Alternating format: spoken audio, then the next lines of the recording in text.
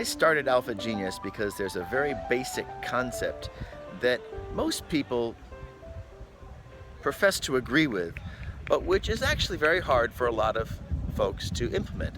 And that is the concept of following the learner.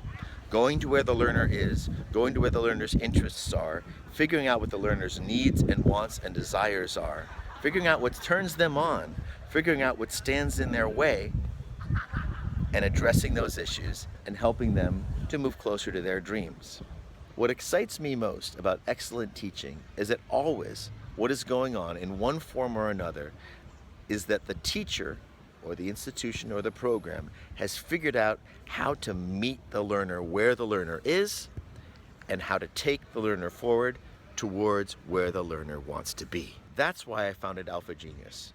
I wanted to strip away all of the obsession with textbooks, all of the obsession with excellent teaching, excellent pedagogy, all of that jazz, and focus on the learner, figuring out what the learner wants, and building all of that stuff around the learner. And as the learner changes, we change the teacher, we change the textbook, we change the program.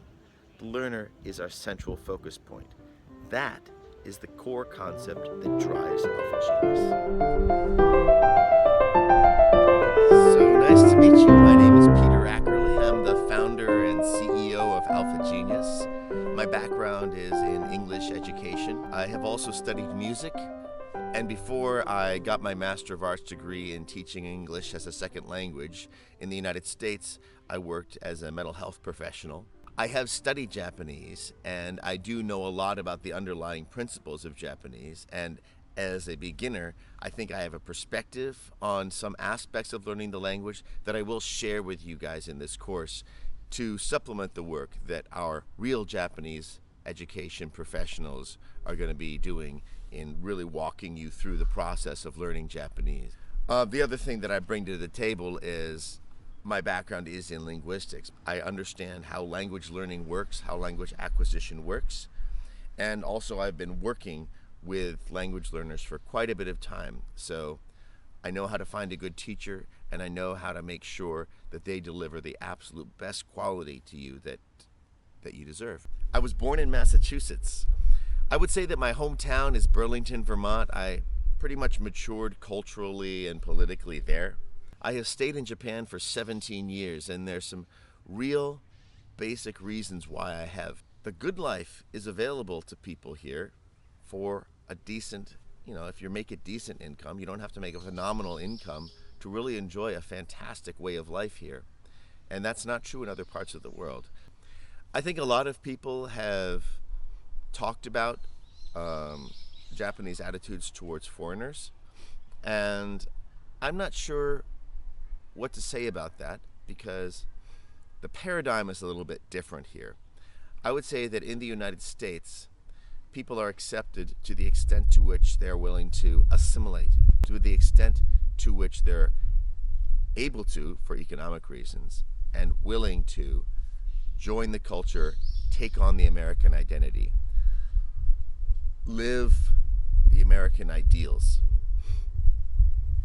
identify themselves as Americans. That works for some people. I think it's very hard for other people. In Japan, it works in a different way. I always feel accepted. I always feel welcomed as a foreigner. And I think people complain about that sometimes. Me, I don't. I actually like it. It means that I'm not confined by the community that I live in, but it also means that I am accepted for who I am and who I want to be and what I want to express. There are challenges that come with that, and as this course progresses, I do want to talk about navigating some of those challenges because it is important to be aware of some of the cultural differences. But I think people make too much out of the cultural differences between Japan and the United States. And there are a number of reasons why I think they do end up making too much out of those cultural differences. One of the big reasons is that Japanese themselves often buy into the stereotypes that are communicated about them. They often say that they themselves are a difficult culture to get along with. They often say that they themselves aren't understandable by people outside of Japan. They often have this self-concept, whereas Americans tend to feel that everybody in the world can understand them, and everybody in the world can try to become an American if they want to. Japanese don't really believe that. And I think that the most important thing is that people learn to see the humanity in each other. Both Americans and Japanese, at their best, are profoundly capable of that. Anyway, I really look forward to working with you online, by Skype, perhaps face-to-face if you're here in Japan. We really want to help you to experience success in whatever way you may define it. Welcome aboard.